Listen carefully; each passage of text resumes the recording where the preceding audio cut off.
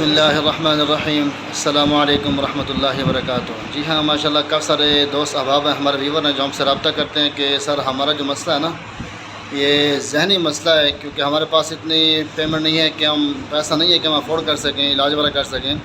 تو ہمارے لیے بھی کوئی ایسا وظیفہ مقرر کرتے ہیں، ہم وظیفہ بتا دیں کہ جس کی بنا پر جس کو وہ وظیفہ کرتے رہیں، جس کی وجہ سے جو ہے نا ہمارا حافظہ جو ہے یہ تیز ہو جائے اور ہمیں اسباق وغیرہ آسانی سے یاد ہو سکیں، اگر کوئی چیز ہم نے ایجاد کرنی ہے وہ بھی یاد ہو سکے آسانی سے۔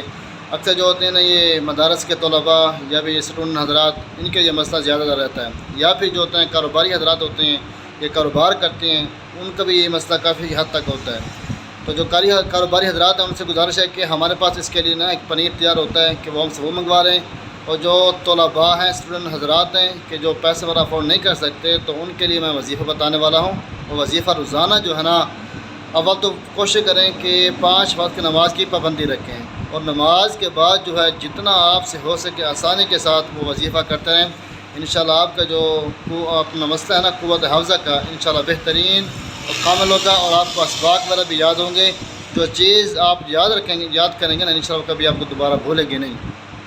تو بالکل آسان سا عمل ہے، نہ کہ اتنا مشکل ہے، پڑھنے میں آسانی ہو، ہر فرد کو وہ آسانی کے ساتھ یاد ہو سکتا ہے۔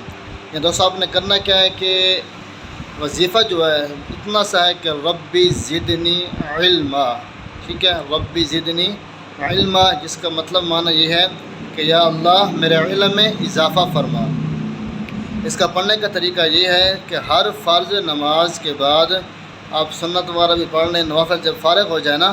تو اپنی جس جگہ بیٹھے ہیں وہیں بیٹھے بیٹھے نا آپ سے 50 مرتبہ ہو سکے، 100 مرتبہ ہو سکے، 500 مرتبہ ہو سکے، 1000 مرتبہ، جتنا آپ سے آسانی کے ساتھ ہو سکے